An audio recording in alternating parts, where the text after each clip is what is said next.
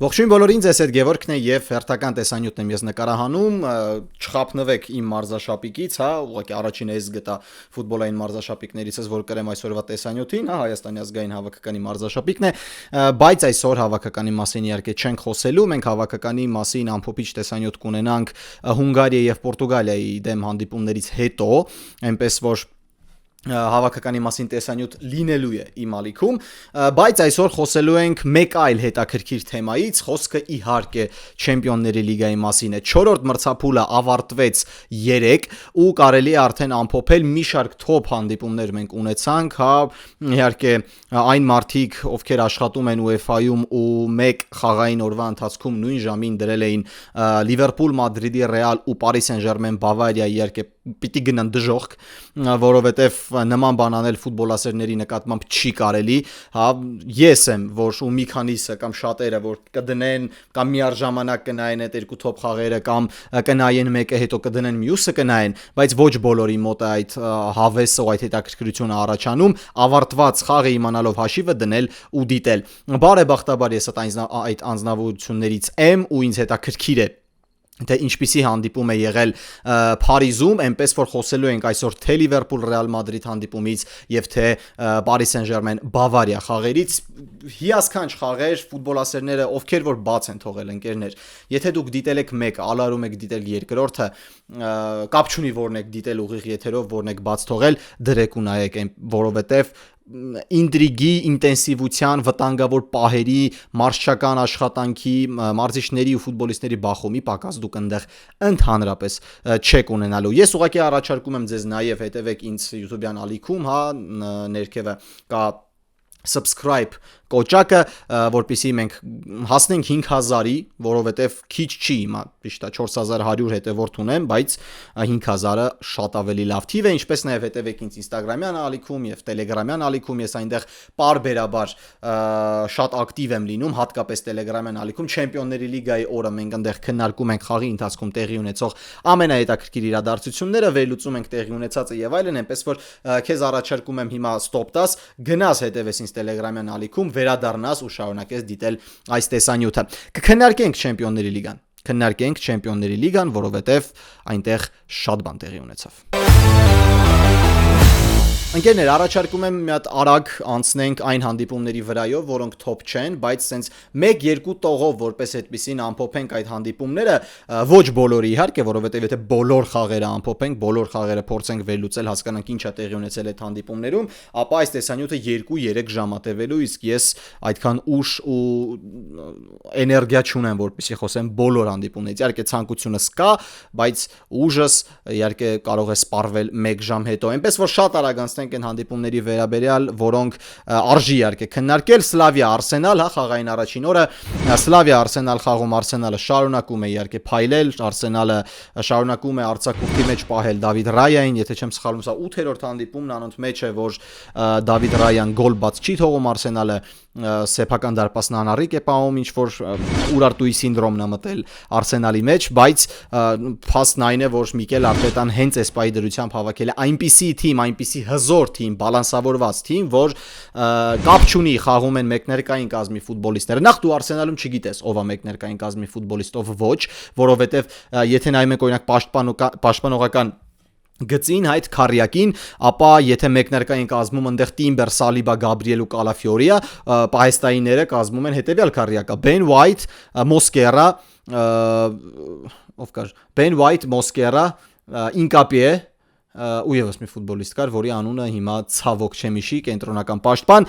բայց որ նայում ես, ասենք տվյալ ֆուտբոլիստները յուրաքանչյուր այլ ակումբում կլինեն մեկներկային կազմի խաղացողներ։ Կիսապաշտպանությունում ընդ Նորգոր Ռայս, Էզե, Դեգոր, Սաղին խառնում է իրար, հարձակման գծում ինքը ունի ֆուտբոլիստներ, որոնք տրվում են խաղին ամբողջությամբ եւ այլն, ու Արսենալը շարունակում է փայլել, Արսենալը ֆանտաստիկ մարզավիճակում է իհարկե գտնվում, ինչպես եւ նշել եմ Telegram-յան ալիքում, այնպես էլ այստեղ կասեմ, Արսենալը այս պահի դրությամբ աշխարհի 2 լավագույն թիմերից մեկն է, որովհետեւ այն ֆուտբոլը, որը մենք տեսնում ենք, այն ֆուտբոլը, որը շարունակում է կառուցել Միկել Արտետան, ու ես կարծում եմ, որ սա գագաթնակետն է, սրանից ավել ուղարկի հնարավոր չէ։ Մենք ասում ենք, հա, որ հիշում եք Արսենալի մոտ ամեն ինչ ստացվում էր, Արսենալի մոտ էս, Արսենալի մոտ են եւ այլն, իրանց պակասում է գոլահար, կենտրոնական հարձակվող գոլահար, որը կօգնի թիմին։ Խնդրեմ, գոլահարը այստեղ է, գոլահարը Գյոկերեշնա լավ է խաղում, շատ ճիշտ է, շատ գոլ չի խփում, ինչքանով որ իրան ակնկալում են, որ ինքը կխփի, բայց ինքը օգուտ տալիս է։ Միկել Արտետան եւս սասուլիսների ժամանակ դա ասել է, որ հա գուցե ինքը պահանջվող քանակությամբ գոլերը չի խփում, ինչը ակնկալում են երկրպագուները, չգիտեմ, ԶԼՄ ներկայացուցիչները եւ այլն, բայց Վիկտոր Գյոկերեշը փաստացի օգուտ տալիս է Արսենալին իր շարժումներով, կենտրոնական պաշտպաններին իր վրա հավաքելով, ֆիզիկական պայքարով, թիկունքով մրցակցին խաղալով եւ այլն, բայց չկար Վիկտոր Գյոկերեշը, նրա փոխարեն կենտրոնական հարձակվողի դիրքում, հա, որպես դասական 9 համար խաղում էր Միկել Մերինոն, ու որպես այդպեսին ոչ մի փոփոխություն չնկատվեց Արսենալի խաղաոճի մեջ, ոչ մի փոփոխություն չնկատվեց նրա ագրեսիայի մեջ։ Սլավիային հաղթեցին 3-0 հաշվով, սական գոլի հեղինակ դարձավ պլյուս դուբլ արեց Միկել Մերինոն, այնպես որ Արսենալը կարծում եմ նման ֆուտբոլի շարունակության դեպքում կարող է լինել Չեմպիոնների լիգան հաղթելու համար մեկ ֆավորիտը։ Ճիշտ է, դեռ շատ ժամանակ կա, հատկապես Չեմպիոնների լիգայի մասին խոսելիս, չգիտենք այնտեղ ինչ տեղի կունենա։ Հիշում ենք բոլորս նախորդ մրցաշրջանում Լիվերպուլյան այդ շարքը, որ իրանք ընդամենը մեկ խաղում պարտվեցին, դա էլ այն հանդիպումներ, որը ոչինչ չէր նշանակում, Լիվերպուլ առաջին հորիզոնականից չէր իջնելու, իրանք 7 խաղերն էլ հաղթեցին մնացած, բայց եկեք տեսեք, որ 1/8-ում հայտնվեց PSG-ն, որը եկավ ու ֆավորիտ Լիվերպուլին դուրս թողեց հետագա պայքարից։ Այնպես որ ներկա պայդրությամբ Արսենալը թոփ է, բայց չգիտես թե ինչ կլինի հունվարից հետո։ Արսենալը հաղթեց Նապոլին, ոչ ոքի գրանցեց Այնտրախտի Ֆրանկֆուրտի հետ, այստեղ Նապոլին շարունակում է հիասթափեցնել, Կևին Դե Բրույնեի բացակայության դեպքում երևում է, որ Սկոտ Մակթոմինեյ միայնակ չի կարողանում առաջ տանել թիմին, Ռոմելու Լուկակուի բացակայությունը, եթե այն ժամանակ թվում էր, որ լավով է Լուկակուն, ինչ կարող անի Լուկակուն մարած հրաբուխ է, բայց Ռոմելու Լուկակուն այս Նապոլիում շատ կօգներ թիմին, ու տպավորություն անկերներ, որ Ռոմելու Լուկակուին բոլորը մոռացել են։ Ինչ որ մի հատ սենց պահա, որ եթե ինչ որ լուրջ բան չի լինում, նույնիսկ Նապոլիի մասին խոսելիս, ոչ մեկ չի հիշում, ասի արա, բայց ըստ թիմում Լուկակու կար, որ Լուկակուն լիներ, կարող է ինչ որ մի բան փոխվեր։ Այնպես որ Նապոլիի մոտ ինչ որ մի հատ խաղային կրիզիս է, գոլերի կրիզիս է, հա, իրանք շարունակում են առաջին տեղով ընթանալ A-սերիայում, բայց այս ֆուտբոլով չեմ կարծում, որ իրանք միջև նոր տարի կմնան առաջին հորիզոնականում, բայց դե ժամանակը ցույց կտա։ Տոտենհեմը նախորդ խաղում, եթե չեմ սխալվում, չհաղթելով, կարողացավ հաղթել Կոպենհագենին, հաղթեց 4-0 հաշվով, ճիշտ է, ունեցավ նաև կարմիր քարտ, Տոտենհեմի կենտրոնական պաշտպան Միկի Վան դե Վենը խփեց երևի թե մրցափուլի ամենագեղեցիկ գոլը, վերցնելով գնդակը սեփական տուգանայինից, միայնակ անցնելով բոլորին ու դառնալով գոլի հեղինակ, ինձ թվում է այդ խաղի բանը այդ զարդը երևի Միկի Վան դե Վենի գոլն էր։ Շատ բան չունեմ ասելու Տոտենհեմի մասին, իրանք սենց էլի սենց ոչ ստաբիլ ֆուտբոլ են խաղում, ինչը շարունակում է հարցեր առաջացնել, արդյոք Թոմաշ Ֆրանկը հանել է նոր մակարդակի Տոտենհեմին, թե սի նույն Տոտենհեմն է, պրոստի ինչ որ թազա մարտավարությամբ կոնֆլիկտ կա Ֆրանկի ու ֆուտբոլիստների մեջ, չկա Ֆրանկի ու ֆուտբոլիստների մեջ, որտեվ հիշում եք, Չելսի այդ պարտությունից հետո Սպենսն ու Միկի Վան դե Վենը իր կողքով անցան, նույնիսկ ձեռք սեղմում չեղավ, իրանք բողոքեցին, հետո Ֆրանկը ասեց, որ իրանք եկել են ներողություն։ Մի խոսքով շատ Տոտենհեմ իրավիճակը լոնդոնյան թիմում, այնպես որ ոչ մի նորություն այդպես էլ մենք չենք իմանա։ Մյուս խաղը, որը ասենց շատ արագ կարող ենք վրայով անցնել, դա մեր կողքի պետության թիմի, անունը չեմ նշելու, եթե գուշակում եք գուշակեք, եթե ոչ, խաղաց Չելսիի հետ։ Չելսին հիասթափեցրեց ընկերներ իրականում, ես նշեցի իմ Telegram-յան հալիքում, որ Չելսին հասկանում է ու կարծում եմ բոլորն էին հասկանում, որ Մարեսկայի թիմին սպասվում է բարդ հանդիպում, բայց այնպես որ 2-2 այն էլ պարտությունից խուսափել, մի տեսակ Չելսիի համար չէր, սա շատ կարևոր միավորի կորուստ էր, կարծում եմ, երբ որ եղավ վիճակահանությունը, Չելսին տեսավ կամ Չելսի երկրպագուները տեսան այս դիմակայությունը, իրանք ավտոմատ մտածեցին, որ լավ շանս է 3 միավոր վաստակելու, բայց արի ուտես, որ իրանք այդ երկրից գնալու են ընդամենը 1 միավորով։ Այո, բարդ մրցակից է, այո, իրանք լավն են տանը, բայց Չելսին ուղղակի մակարդակով այնպիսին է, որ պետք է հաղթեր այդ հանդիպումը, չհաղթեց եւ բերեց շատ ավելի շատ հարցեր Էնցո Մարեսկայի ուղղությամբ։ Այլ հանդիպում, որը ես կուզեմ քննարկել, երևի թե միայն Ինտերն է, Ինտեր Կայրատ, որ հաղթեց Ինտերը 2-1 հաշվով, սա եթե չեմ սխալվում Ինտերի պատմության մեջ առաջին դեպքն է, որ նրանք 4 հանդիպում անընդմեջ Չեմպիոնների լիգայում հաղթում են։ Այո, գուցե հեսա մի հատ փորձեմ նայել, թե ինչ թիմերի դեմ է խաղացել Ինտերը, որպեսզի հասկանանք բարդությունը նրան խաղերի։ Ընկերներ, խնդրում եմ, Այաքս դուրսը հաղթել են 2-0, Սլավիա Պրահա 3-0, հետո Չեմպիոնների լիգա Ռոյալ Ունիոն բելգիական 4-0 ու հիմա արդեն Ինտեր Կայրատ 2-1։ Առաջին գոլը բաց թողեց Ինտեր այս խաղարկությունում, որպես այդպեսին լուրջ մրցակից կամ հավասարազոր մրցակից չի ունեցել Ինտերը, այնպես որ սա շատ լավ է Քրիստիան Կիվուի համար, ինքը վերադարձնում է սենց խաղերով վստահությունը, իրանք նախորդ տուրում ասերիայում կարողացան վերջին վայրկյաններին հաղթել Վերոնային, այնպես որ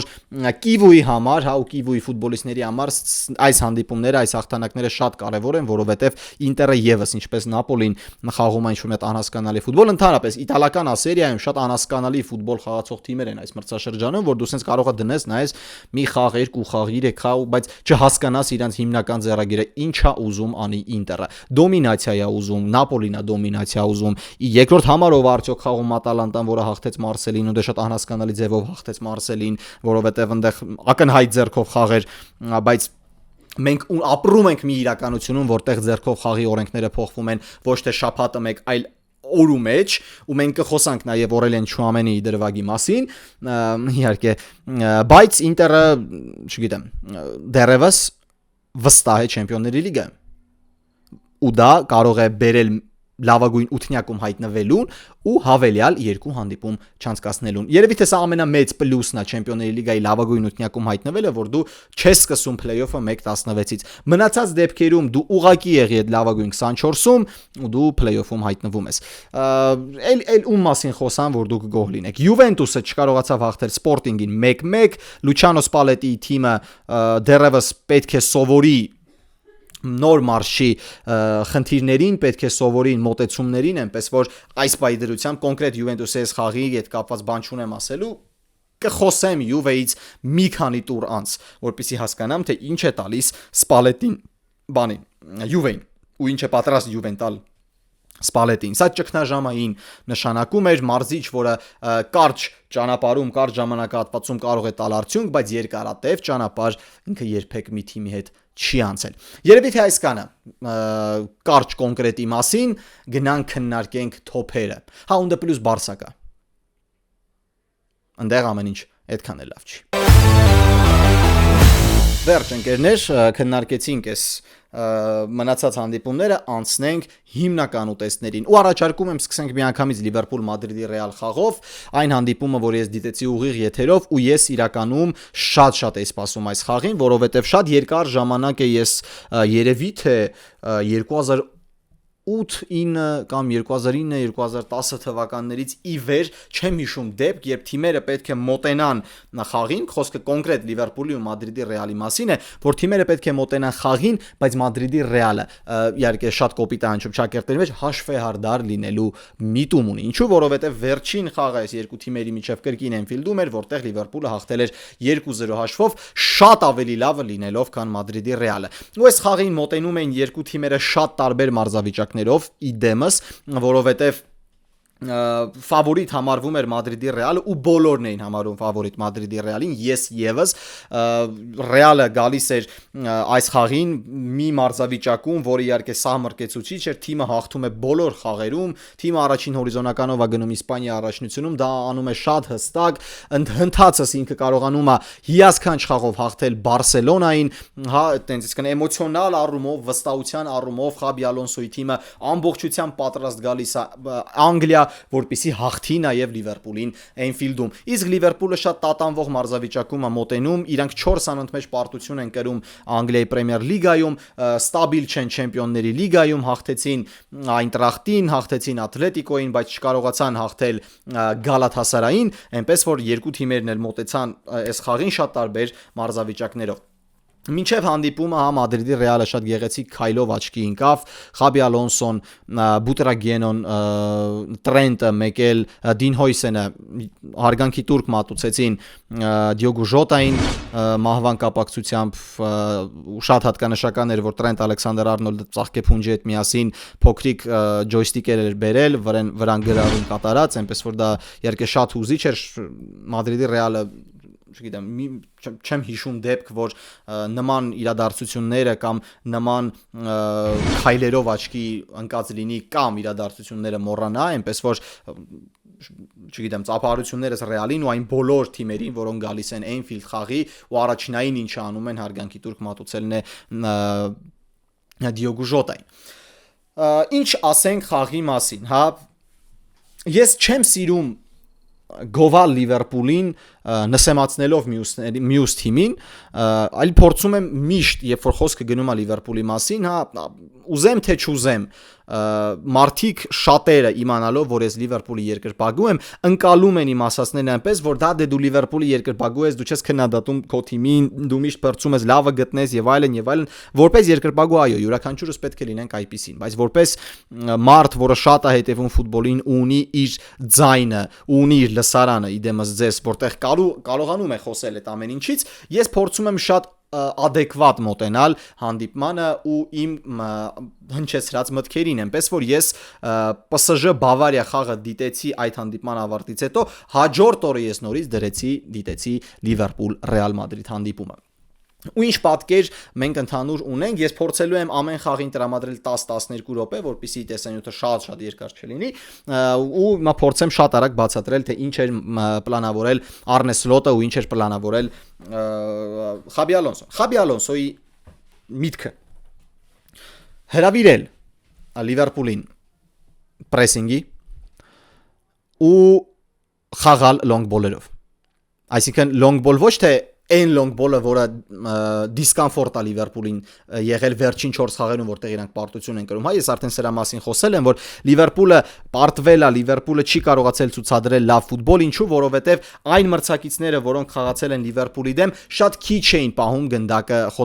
խոտածածկին։ Գնդակը կամ վերևով գնում էր դեպի հարձակվողը, կամ մենապայքարներ էր, որտեղ Լիվերպուլը պարզից էլ պարզեր այս մրցաշրջանում, ու դա ցույց տվեց մի շարք հանդիպումներում, որ ուժեղ չի, իրենք միշտ հիմնականում միկրոմենամարտերում, խոսքը գնում է անհատական ֆուտբոլիստների մասին։ Դրանից հետո արդեն այդ պատբորների ժամանակ Լիվերպուլը սխալ էր դիրքավորվում ու մրցակիցը կարողանում էր մաքսիմալ օգտվել Լիվերպուլի սխալներից։ Բայց այն ինչը ուներ իր մտքում Խաբի Ալոնսոն, ընկերներ, ճիշտ է, տղերքի հետ չաթում, հա, մենք խաղի ընթացքում խաղից հետո էլ մեր ադմինների չաթում քննարկում ենք այդ ամենը ու շատ Էմիլը Մհերը Վահագը քննադատեցին Խաբի Ալոնսոյին իր մտքերի համար, հա, իր մաչ պլանի համար, բայց առաջին խաղակեսում ես ընդհանրապես վատ ոչինչ չտեսա Մադրիդի Ռեալի մոտ, ընդհակառակը ես տեսա կոնկրետ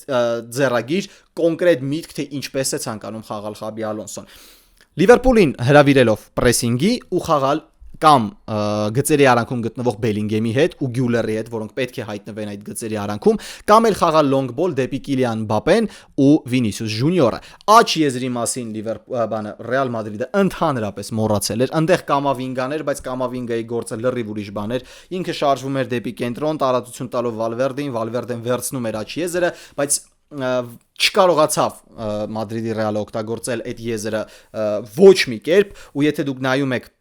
Տեպլավայի կարտան, հա, հիմնականը շեշտը դրված է Վինիսիուսի եզրի վրա։ Ու միտքը որպես այդպեսին շատ լավն էր։ Ինչու էր միտքը Մադրիդի Ռեալի ու հատկապես Խաբի Ալոնսոյի լավը, որովհետև այդ եզրը լավագույններից չի այս մրցաշրջանում։ Խաբի Ալոնսոն հասկանում էր, որ Վիրջիլ Վան Դեյք, Իբրահիմա Կոնատե պաշտպանողական զույգում դեռևս շարունակում է մնալ ավելի լավը Վիրջիլ Վան Դեյկը, ձախ եզրում ինքը գիտեր, որ Աստոն Վիլայից հետո խաղալու է Էնդի Ռոբերտսոնը, փորձառու ֆուտբոլիստ, շատ ավելի լավը քան Միլոշ Կերկեզը, ու դիպչել պաշտպանության ձախ կողմին հարձակման աչ եզրով այդքան էլ խելամիտ չի լինի, հա, պարբերաբար ընդեղով կարելի է գրողներ ձեռնարկել, բայց շեշտը լինելու է այն եզրը, որտեղ ավելի թույլ են նրանով, որ Conor Bradley-ին դեռևս իր օպտիմալ մարզավիճակում չէր, բայց այս խաղում ցույց տվեց Conor Bradley-ին, որ ինքը ունի տունը ինչ որ դեղահաբեր Մադրիդի Ռեալի դեմ խաղերի համար, ինքը խմում այդ հաբերը ու հազար ներողություն, ես չեմ ուզում թվալ X ալիքի, X տաղավարի, X մասնագետ, բայց Conor Bradley-ին ստվերի տակ թողեց Վինիսիուսին ամբողջ խաղի ընթացքում։ Շեշտը դրված էր հենց այդ եզրը, ինչու որովհետև Մոհամեդ Սալահ այդքան էլ շատ չի օգնում պաշտպանողական գործողություններում, այո կա Սոբոսլայ, բայց Սոբոսլայը պետք է կիսվի երկու մասի, խաղալ Բելինգեմի հետ, թե խաղալ բանի հետ, Վինիսիուսի հետ օգնության հասնելով Բրեդլին ու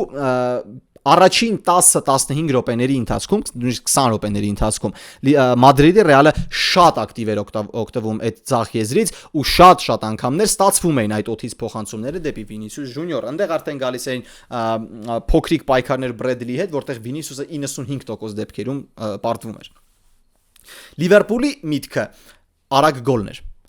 Արագ գոլ, որը կբացի հանդիպումը, արագ գոլ, որը կտանի Մադրիդի Ռեալին առաջ ու ինքնին կստիպի խաղալ այն ֆուտբոլը, որը ցանկանում է խաղալ Լիվերպուլը։ Դա է բարձր դիրքավորման մրցակցի ֆուտբոլ եւ խաղալ դեպի Մոհամեդ Սալահը, դեպի Հուգո Էկիտիկեն երկար փոխանցումներով։ Բայց գիտեք ընկերներ, ինչն է խնդիրը, ինչը ես նկատեցի երկրորդ անգամ դիտելով։ Մադրիդի Ռեալը շատ ավելի վստահ էր գնդակով։ Մադրիդի Ռեալը ավելի շատ փոխանցումներ էր կատարում, քան Լիվերպուլը, հատկապես առաջին խաղակեսում։ Տարածքային առավելությունը Մադրիդի Ռեալի կողմն էր, այո։ Բայց ինձ մոտ փոքրիկ տպավորություն կար, որ Մադրիդի Ռեալը կարծես թե մտածում է, որ ինքը խաղում է Իսպանիայի առաջնությունում։ Ես խոսել եմ էլի տղերքի հետ այս մասին, նշելով, որ Իսպանիայի առաջնությունը շատ թույլ է, համեմատած այն 2010-ականների Իսպանիայի առաջնության հետ, շատ թույլ է, ունդեղ տեմպը մեծագույնս տարբերվում է Չեմպիոնների լիգայի կամ անգլիական ֆուտբոլի տեմպի հետ։ Այսինքն, օրինակ ես վառ օրինակ, ինչով է դա բարդ։ Ես վառ օրինակ կբերեմ բանը։ Նոան ամենայն հարգանքով հայկական բոլոր ակումբների նկատմամբ, բայց երբ որ դու խաղում ես Գանձասարի դեմ, դու խաղում ես Վեստ Արմենիայի դեմ, դու խաղում ես Շիրակի կամ դու խաղում ես ԲԿՄ-ի դեմ, դու այնտեղ ունենում ես քո տեմպը, որը չափազանց դանդաղ է։ Այսինքն Նոան հասկանում է, որ գնդակը միշտ իմ մոտ է լինելու, ես կգրոհեմ ինչպես կուզեմ, փոխանցում կատարելուց հետո ես ունեմ բավականաչափ ժամանակ մտածելու թե ում փոխանցեմ, միջև ին վրա կգա պրեսինգի դիմող ֆուտբոլիստը եւ այլն։ Ու այդ խաղային համակարգից հետո գնալ միանգամից խաղալ կոնֆերենցիաների լիգայում Սիգմայի հետ կամ գնալ միանգամից խաղալ Լեգիա Վարշավայի հետ կամ Դինամո Կիևի հետ, ընկերներ, հազար ներողություն, ձեզ այդքան ժամանակ չեն տալու մտածես։ Ու Մադրիդի Ռեալը տպավորություն էր, որ դուրս էր եկել խաղադաշտ այդ սինդրոմով։ Մադրիդի Ռեալը բիլդափի ժամանակ խաղում էր շատ դանդաղ։ Ռեալը մտածում էր, որ ինքը ունի բավականաչափ ժամանակ մտածելու, բայց Լիվերպուլի ֆուտբոլիստները 1 վայրկյան նույնիսկ թույլ չեն տալիս ֆուտբոլիստը միայնակ մնա։ Լիվերպուլը պարբերաբար գնում էր բարձր պրեսինգի կամ դիմավորում էր իրան էլի բարձր, բայց ոչ միջին բլոկում։ Արնե Սլոտը հետխաղային ասուլիսի ժամանակ շատ կարևոր բան ասեց, ինչը նկատվեց ամբողջ հանդիպման ընթացքում, որ ինքը դեմ է, որ թիմը խաղա միջին բլոկով։ Մենք կամ խաղում ենք բարձր պրեսինգով մրցակցի կիսադաշտում, կամ իջնում ենք ցածր բլոկ ու դիմավորում ենք մրցակցին հենց այնտեղ։ Ամենակարևորն էր ու ամենահատկանշականն էր Լիվերպուլի մոտ թույլ չտալ Վինիսիուս, Բելինգեմ, Մբապե ստանալ ազատ տարածություն։ Դրա համար միջին բլոկը ամենասխալ խաղային մոտեցումն է Մադրիդի Ռեալի դեմ։ Ինչը հասկացել էր Արնե Սլոտը ու ինչը իդեալական կատարեց Լիվերպուլը ամբողջ խաղի ընթացքում։ 1-2 դրվագներ, դա իհարկե լրիվ նորմալ է, սկզբում մի փոքր զգուշավոր ֆուտբոլ եւ այլն, ստեղծվեցին պահեր։ Լիվերպուլը շատ արագ այդ պրեսինգի շնորհիվ, որ ինքը նկատել էր, որ Մադրիդի Ռեալը դանդաղ է գործում նման իրավիճակներում, կարողացավ ստեղծել մի քանի գոլային պահ։ 2-3 դեպքում փրկեց Տիբո Կուրտուան։ Տիբո Կուրտուայի ձեռքերն ու ոտքերը իհարկե Ռեալի ֆուտբոլիստները պետք է համբուրեն, որ արքայական ակումբը չհեռացավ Էնֆիլդից բաց թողած 5 կամ 6 գոլով։ Տիբո Կուրտուան իհարկե հիշել էր 2022 թվականը ու բոլորիս Լիվերպուլի երկրպագուներից հիշեցրեց 2022-ի եզրափակիչը, որտեղ ինքը փրկում էր հնարավոր ամեն ինչը, տպավորությամբ այս Կուրտուան կարար Տիտանիկը փրկեր։ Հասկանում եք։ Այս Կուրտուան կարող է չգիտեմ 9-11-ը չլիներ, եթե լիներ Տիբո Կուրտուան։ Եթե ինքը լիներ ամերիկացի ու այդ ժամանակ ընդ ապրեր։ Չգիտեք դուք չգիտեք ինչ է 9-11-ը, գնացեք Google-ով մանեք պատմական իրադարձությունը, տերոր եւ այլն, չխորանանք դրա մեջ։ Տիբո Կուրտուան դա կփրկեր։ Ու եկավ մի դրվագ, ինչի մասին ես շատ երկար չեմ խոսելու, որ շատ անհասկանալի որոշում կայացրեց գլխավոր մրցավարը ու ընդհանրապես գլխավոր մրցավարը իմ սուբյեկտիվ կարծիքով անցկացրեց վատ հանդիպում ու խոսքը չի գնում այդ ձեռքով խաղի մասին Օրելիեն Չուամենի, որովհետև երկու դեպքում Լիվերպուլի եւ մեկ դեպքում Մադրիդի Ռեալի ֆուտբոլիստների շարժման ճանապարհը փակում էր գլխավոր մրցավարը։ Դա իհարկե շատ մեծ նոնոյա, շատ մեծ բաց է գլխավոր մրցավարի համար, մրցավարիների տեսուչը վստահ եմ էդի գրառում կատարել իր մոտ, գլխավոր մրցավարը ստացել է իր նկատողությունը, չգիտեմ, տուգանքը կամ եսիմիջ, Եվրոպայում էդի աշխատում է հատկապես UEFA-ում, երբ որ մրցավարը սխալ անում, իրան տուգանում են կամ պատժում են, Հայաստանի առաջնության պես չի։ Որստեղ ով ինչ ուզենա, ինչ որոշում կայացնի, մեկը ոչ մեկին ոչ մի բան չի ասում։ Բայց Օրելիեն Չուամենի դրվագը, Դոմինիկ Սոբոսլայը հարվածում է դարպասին, Օրելիեն Չուամենին է դիպչում գնդակը դուրս է գալիս դաշտի սահմաններից, որ պետք է լինի անկյունային։ Գլխավոր մրցավարը միանգամից տեսնում է դա ձեռքով խաղ ու նշանակում է տուգանային հարված։ Բայց քանզի գնդակը դիպավ Չուամենին տուգանային հրապարակում ձեռքին, արդեն գնաց վառի հնարավոր 11 մետրանոց նշանակում է։ Գլխավոր մրցավարը գնաց այնտեղ բոլորը անխտիր վստահ են որ լինելու է 11 մետրանոց անխտիր։ Բայց գլխավոր մրցավարը դիտում է տեսակրկնապատկերը ու չեղարկում տուգանային հարվածը։ Սկզբում քննարկումներ գնացին, տղերքն էլ ասեցին, որ գիտես ինչ կա, հարվածից հետո գնդակը դիպչել է ոտքին հետո ձեռքին, դրա համար չնշանակվեց 11 մետրանոց։ Ասում եմ, օքեյ, լավ, եթե տենց է մարմնին է կպել, հետո նոր ձեռքին, հա, հայտի 11 մետրանոց չի։ Բայց ես դրեցի 5-6 կրկնապատկեր հենց այդ պահին արագ գտա նայեցի, ոչ մի նույնիսկ ցենց կետիկ չկար, որտեղ ցույց է տալիս, որ գնդակը ոտքին էր դիպչել, հետո ձեռքին։ Հետո եկավ ինֆորմացիա, որ գիտեք ինչ կա, ձեռքով խաղ չի նշանակվել, որովհետև Օրելիեն Չուամենին հարվածի պահին ոչ թե ձեռքը տարել է դեպի գնդակը, այլ ձեռքը եղել է բնական դիրքում ու ինքը տանում էր գնդակը, ձեռքը գնդակից հեռու։ Այդ ընթացքում դիպել է ձեռքին, դրա համար չի նշանակվում 11 մետրանոց։ Այն որ ուղեղը պայթում արդեն այս օրենքների փոփոխությունից, դու արդեն չգիտես ինչ ասես, ոնց մտածես, ինչն է ձեռ, ինչը ձեռ չի, որն է խախտում, որը չէ։ Այն որ լավ, օքեյ, անցանք առաջ։ Բայց ինչի գնդակը տալ Մադրիդի Ռեալին։ Okay, ձեռքով խաղ չկար։ Դու տե տուգանայինը չես նշանակի, որտեղ վառա, որոշել է փոխել որոշումը։ Շարունակի խաղը։ Տուր Լիվերպուլին անկյունային։ Դրա փոխարեն գլխավոր մրցավարը վերցնում է գնդակը տալիս է Մադրիդի Ռեալին։ Հա։ Ինչ որ է, լավ, անցանք։ Առաջին խաղակեսը լիքը պահերով զգուշավոր ֆուտբոլով Լիվերպուլը գնալով մեծացնում էր իր ճնշումը, գնալով ավելի վստահ էր իրան զգում, ինչու, որովհետև Լիվերպուլը կրեատիվի խնդիր ընդհանրապես չունի կենտրոնում, կար Վիրց, որը փայլուն հանդիպում անցկացրեց։ Ֆլորիան Վիրցը խաղադաշտում երկրորդ ամենաշատ վազած ֆուտբոլիստն էր, ամենաշատ պատբորների գնացող ֆուտբոլիստներից մեկն էր, ամենաշատ աշխատող Ֆլորիան Վիրցը անցկացրեց Ֆլորիան Վիրցի մակարդակի ֆուտբոլ։ Այո, ինքը գոլ չխփեց, ինքը գոլային փոխանցում չկատարեց, ճիշտ է, մոտ էր առաջի խաղակեսում Սոբոսլային, բայց Ֆլորիան Վիրցը փայլունագույն հանդիպում անցկացրեց, այնպես որ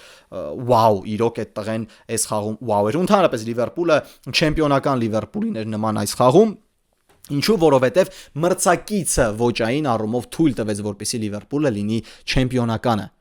Այսինքն լոնգ բոլեր չկային, մրցակիցը խաղում էր գնդակի վրա, մրցակիցը փորձում էր իր խաղը թելադրել, մրցակիցը խաղում էր փոխանցումներով, պրեսինգով, էդի շատ հարմար է սլոտի ֆուտբոլին ու նման ֆուտբոլով Արնե Սլոտը վերադարձնում է այն, ինչը մենք տեսել էինք նախորդ մրցաշրջանում։ Ավարտվեց առաջին խաղակեսը։ Խայտարակ առաջին խաղակեսը անցկացրեց Էդուարդո Կամավինգան, Արդա Գյուլերը, մեկ էլ Դին Հոյսենը։ Ես մտածում եմ, որ գոնե մեկին կամ երկուսին առաջին խաղակեսից հետո կփոխարինի Խաբի Ալոնսոն, բայց ոչ մի փոփոխություններ չեղան։ Ու երկրորդ խաղակեսը սկսվեց այնպես, ինչպես ավարտվում էր առաջին խաղակեսը։ Լիվերպուլի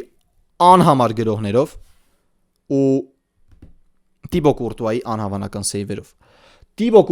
ես հիշում եմ ընդ պահ եկա որ Վան Դայկը խփեց Կուրտուան կրկին հանեց, ասենց բոլորը պատտվեցին Լիվերպուլի ֆուտբոլիստները, ասենց սկսեցին ծիծաղալ Կուրտուայի վրա, որովհետև որ ընկեր հերիքա։ Այն որ ես էլ ասում եմ, դե ապե հասկացանք, դու լավ դարպասապահ ես։ Թո մի հատ մտնի։ Բայց ինչ դեր զարմանալին ընկերներ, որ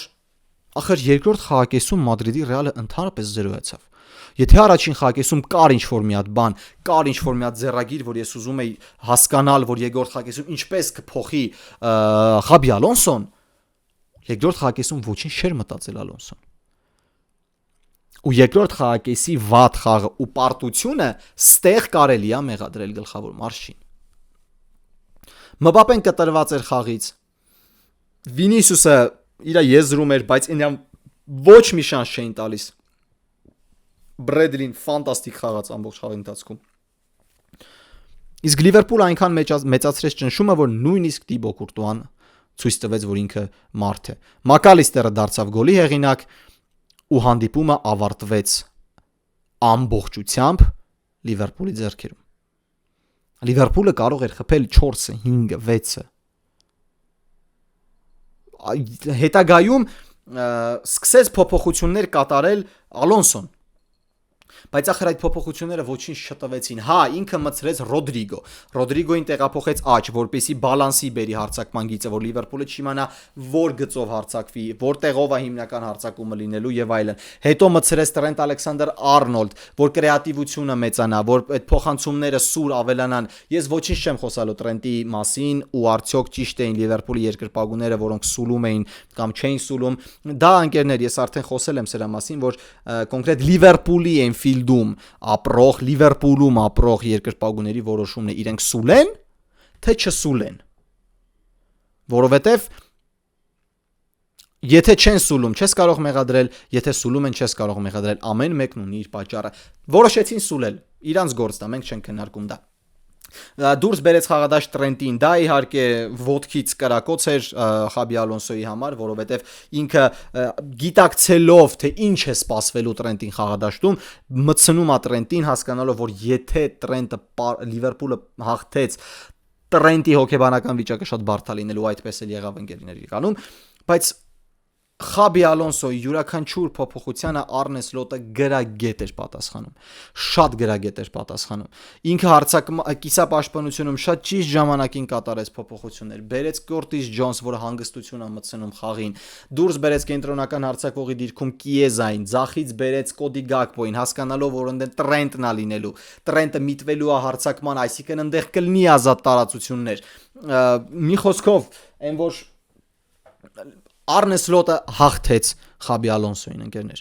Արնե Սլոտը հաղթեց Խաբի Ալոնսոյին։ Արդյոք սա վերադարձն է Լիվերպուլի։ Չեմ կարծում։ Դեռ պետք է տեսնենք, արչևում իհարկե կա Մանչեսթեր Սիթի։ Մանչեսթեր Սիթին, որը վստահ հաղթեց Բորուսիա Դորտմունդին։ Դե բայց Բորուսիա Դորտմունդը հասկանում ենք ինչ տիպի թիմ է, ինքը Մանչեսթեր Սիթին որպես այդպեսին չի կարող մրցակից լինել, ինչքան էլ որ ինքը գերմանական մեծ անունակում բա, բայց մրցակից չի, ու պետք է տեսնենք թե ինչ կարողանա անել Սլոտը Սիթիի դեմ։ Սիթին այն թիմն է, որը խաղում է բիլդափով, բայց Սիթին այն թիմն է, որը այս մրցաշրջանում սովորել է խաղալ նաև լոնգ բոլերով դեպի Հոլանդը։ Իսկ Հոլանդը այն ֆուտբոլիստն է, որը արդեն իսկ դուրս է գալիս ինչ-որ սահմանափակ քառակուսիների մեջից ու պատրաստ է պատժել յուրաքանչյուրին։ Դե իսկ Մադրիդի Ռեալը, ինչ ասեմ, եթե քննադատում են երկրպագուները, Ալոնսոյին կարծում եմ տեղին է, որովհետև սա երկրորդ հանդիպումն է, թոփ հանդիպումը արտագնա, որտեղ Ալոնսոն պարտվում է, բայց ոչ թե պարտվում է հաշվով, ինքը պարտվում է յուրաքանչյուր ասպեկտում, թե մեկնարկային պլանում, թե փոփոխություններով, թե ընտրությամբ մեկնարկային կազմի։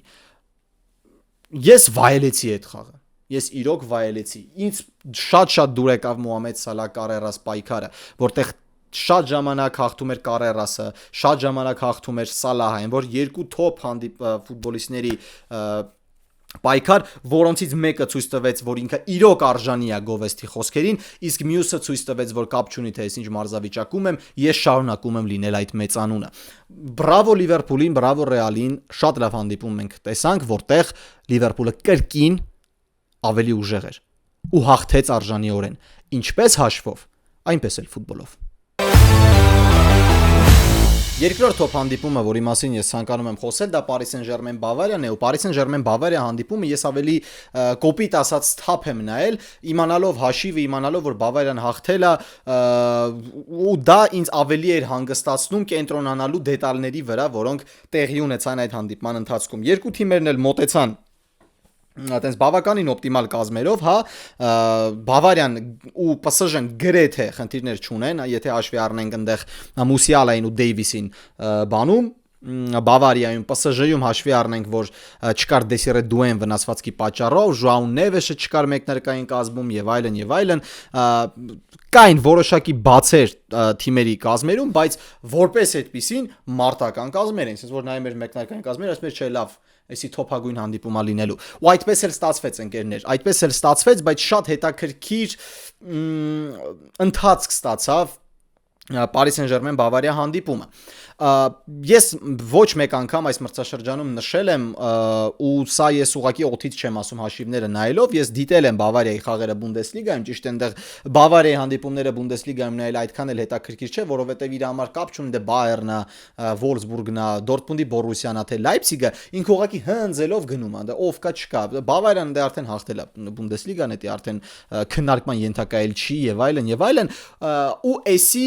ամենալուրջ բաններ, փորձություններ Վենսան Կոմպանիի համար այս մրցաշրջանում, եթե չգիտեիք Բավարիան 15 հանդիպում անոնց մեջ հաղթում է, մրցաշրջանը սկսել է առանց պարտության, առանց ոչ ոքի ու գնում էր նոր ռեկորդի, եթե չեմ սխալվում խփել արդեն նոր ռեկորդը։ Paris Saint-Germain-ը շատ լուրջ փորձություն էր, որտեղ Վենսան Կոմպանին պետք է պեչատի, որ ես ու իմ թիմը աշխարհում լավագույնն ենք։ Դրա համար պետք էր իհարկե հաղթել այդ մրցաշարի գործող չեմպիոններին, որտեղ խաղում էր ոսկե գնդակի գործող հաղթողը։ Ինչն էր Բավարիայի ու Վենսան Կոմպանիի մաչ պլանը։ Խաղալ ավելի շատ գնդակով ոչ, որովհետև հասկանալի է, որ մրցակիցը այնպիսինն է, որ վերցնել գնդակը նրանից շատ երկար ժամանակ հնարավոր չէ, բարդ է անչափ, որովհետև Լուիս Էնրիկեն այն մարզիչն է, այն դոմինանտ մարզիչն է, որը սիրում է գնդակը, որը ցանկանում է տեսնել անընդհատ փոխանցումներ, անընդհատ շարժումներ, անընդհատ տեղաշարժ, ու Paris Saint-Germain-ը շատ པարզ էր, որ ավելի շատ է լինելու գնդակով։ Լուիս Էնրիկենի դեպ առաջին խաղակեսը հետևում էր տրիբունաներից, երկրորդ խաղակեսը իջավ տեխնիկական գոտի, իմ համար դա հազար ներողություն, շատերի համար են, որ կարա լինի հադ է ինքը նրա համար է վերևում, որ ինքը կարողանում է ամբողջական դաշտը տեսնել ու միանգամից ըստ իր մոտից ինքը դե բաներ չէ, նաուշնիկներ էր դրել, միանգամից կարողանում է հաղորդել ինչ փոխանցի ֆուտբոլիստներին ու մարտավարական ինչ փոփոխություններ կատարի խաղի ընթացքում, որպես այդպիսին միտքը շատ լավն է։ Այո, դու տեսնում ես ամբողջ խաղադաշտը վերևից, դու կարողանում ես միանգամից քո մարշական շտաբի օգնությամբ հասցնել քո մտքերը, բայց Էդի կարար լինել ոչ պոնտ, ոչ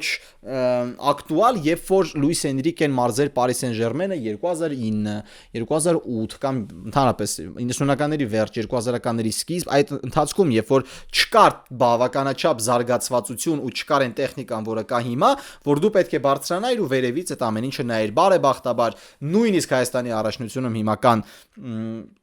թիմեր, հա, հիմնականում կան թիմեր, որոնք օգտվում են այդ ամենից։ Եթե դուք չգիտեք, յուրաքանչյուր թիմ, ոչ թե ակումբ, թիմ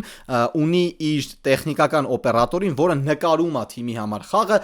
լայն կադրով, այսինքն որ գլխավոր մարզիչը կամ խաղի ընթացքում կամ խաղից հետո դնի հանդիպումը նայի ու նայի ոչ թե տրանսլյացիայով, այսինքն խոշորացնել կրուպնի պլան, օբշի պլան եւ այլն, այլ ընդհանուր կադրը, որ ինքը հասկանա իր թիմը ոնց է տեղաբաշխվում խաղադաշտում գնդակով ու առանց գնդակ, որ հետագայում կատարի շտկումներ, հանդեղ վիդեո քննարկումները լինում հիմնականում թիմերի ֆուտբոլիստների ու մարզչի միջև, որ ինքը բացատրում է օրինակ դուստե պտիլներ, դուստե չպտիլներ կամ էսի սենց պետք է մենք պաշտպանվենք, այս դիրքավորման պիտի լինենք եւ այլն, բայց քանզի մենք հիմա ապրում ենք մի իրականության մեջ ու հատկապես երբ խոսքը գնում է Paris Saint-Germain-ի մասին, որտեղ գումարը հաշվելը շատ բարդ բան է, որտեղ այնքան շատ է, Լուիս Էնրիկեի վերևում գտնվելը իմ համար այդքան էլ հասկանալի չէ, որովհետև այնտեղ կան հենց բանում տեխնիկական գոտում պայստայինների նստանին էկրաններ, որ մարզիչը յուրաքանչյուր պայի կարող է գնալ, դիտել իր այդ օպերատորի նկարածը ու հետո գնալ կատարել իր որոշումները, ինչև է։ Paris Saint-Germain-ը շատ էր գնդակով, այո, բայց Վենսան Կոմպանին դա եւս հասկացել էր ու Վենսան Կոմպանին առանց գնդակ ուղակի փայլուն հանդիպում անցկացրեց։ Բավարիան ոչնչացնում էր Paris Saint-Germain-ի build-up-ը իր պրեսինգով ու շատ, գիտեք ինչ, ոչ ստանդարտ պրեսինգով։ Նախ առանձնահատուկ ուզում եմ նշել Կիմիխին, որը վերջին 10 տարիների ամենաստաբիլ հենակետայիններից մեկն է, ամենաստաբիլ աշխարհահռչակ մակարդակի կիսապաշտպաններից մեկն է, որը Վիտինյայի դեմ խաղաց ադամանտի պես, ուղղակի երբ որ ասում են ադամանտ, պիտի ցույց տա Կիմիխին PSG-ի դեմ։ Փայլուն ֆուտբոլ խաղացին Ստանիսիչը, մեկ էլ Լայմերը, ովքեր եզրային պաշտպաններ էին, որոնք իդեալական էին հասկանում Հարի Քեյնին, ու զոնային պրեսինգը, որը տալիս էր Բավարիան Paris Saint-Germain-ին։ Եթե դուք դիտել եք խաղը կամ եթե դուք չեք դիտել խաղը, բայց հիմա կփորձեք այս ասածներից հետո փորձել դիտել, որպեսզի հասկանաք ինչ եմ ես ասում։ Paris Saint-Germain-ը խաղում էր Paris Saint-Germain-ի ֆուտբոլը, այսինքն իրանք միշտ գնդակով էին, Վիտինյան իջնում էր երրորդ կենտրոնական պաշտպան, Մենդեշն ու Հակիմին բարձրանում էին վերև, դիրքավորվում էր Վիտինյա, Մարկինյոս, Պաչո, ու այդպես իրանք փորձում էին կոտրել Բավարիայի պրեսինգը, լինելով քանակական ավելի առավել կենտրոնում ու եզրերում։ Բայց ընկերներ, Բավարիան այնքան գրագետ էր պաշտպանվում, նույնիսկ մրցակցի կիսադաշտում, որ Paris Saint-Germain-ը ինչ գլխավորել է Լուիս Էնրիկեն, ինչ մենք հիշում ենք Paris Saint-Germain-ի top ֆուտբոլը, ես դիտեցի վիճակագրությունը, ամենաշատ սխալներն է թույլ տվել մեկ խաղում, երբ որ իրան գնդակով են։ Ամենաշատ։ Ու դա վառ երևում էր խաղի ընթացքում, build-up-ում Մարկինյոսը ու Պաչոն անցկացրին երևի թե որպես զույգ վատագույն հանդիպում այս մրցաշրջանում, ամենավատ, Մարկինյոսից եկան 2 գոլերն էլ, բայց այդտեղ ինչքան էլ որ Մարկինյոսի կամ պաշտպանության սխալն էր, այդքան էլ Վենսան Կոմպանիի մտահղացումները, որոնք ամբողջությամբ աշխատեցին։ Այսինքն Բավարիան ամեն անգամ երբ խլում էր գնդակը, միշտ ստացվում էր այնպես, որ ստեղծվում էր 3-2-ի, 3-3-ի, 4-3-ի, 2-1-ի իրավիճակ։ Կիսապաշտպանները ամբողջությամբ գնդակը կորցնելուն պես կտրվում են խաղից, ամբողջ Ֆաբիան Ռուիս, Էմերի, մեկ էլ Վիտինյա, իրանք կտրվում են խաղից, երբ որ գնդակով չէր Paris Saint-Germain-ը, ու այդ ամենը բերում էր հսկայական ճնճնշման PSG-ի պաշտպանների վրա։ Ինչն էլ առաջացնում էր այն սխալները, որոնք թույլ տվեցին Մարկինյոսը, Պաչոն եւ այլն եւ այլն։ Հակիմին ու Նունո Մենդեշը չէին կարողանում օգնել կենտրոնականներին, որովհետև իրանք ամբողջությամբ զբաղված էին Դիասով ու Օլիսեյով։ Դիասն ու Օլիսեն այնքան լայն էին գործում ու այնքան ակտիվ էին, որ Նունո Մենդեշն ու Հակիմին հասկացան, որ իրանց հիմնական գործը պիտի այդ մարդկանց կանգնացնելն է, հետո արդեն մտածել փոխօգնության հասնել կենտրոնական պաշտպաններին։ Բայց քանզի Paris Saint-Germain-ը չուներ քանդող 6 համար, այսինքն ինքը չի ունեցել դրանով Լիվերպուլն ու PSG-ն դրանով հաջողության հասան։ Ու նույնը Բարսան, իրանք դրանով հաջողության հասան, որովհետև իրանք դոմինանտ էին ֆուտբոլով, իրանք սխալները մինիմալացված էին ու իրանք կարիք չունեին քանդող հենակետայինի մինչև X ժամանակատված, երբ օրինակ Լիվերպուլում մտնում էր բանը, դու ասեք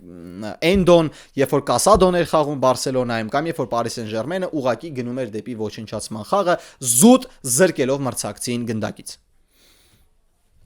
Վենսան Կոմպանին այնքան լավ էր վերլուծել Paris Saint-Germain-ին, որ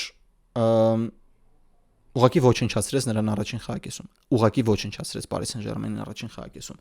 Երրորդ րոպեի դրությամբ Բավարիան արդեն առջևում էր հաշվի մեջ։ Սխալ պաշտպանության կենտրոնում Լուիս Դիասը դառնում է գոլի եղինակ։ Դրանից հետո անցնում է որոշակի ժամանակ։ Կրկին սխալ պաշտպանության կենտրոնում Մարկինյոսը քնեց ուշացավ, Դիասը եկավ խլեց գնդակը, դուբլ, բրավո Լուիս Դիաս։ Բայց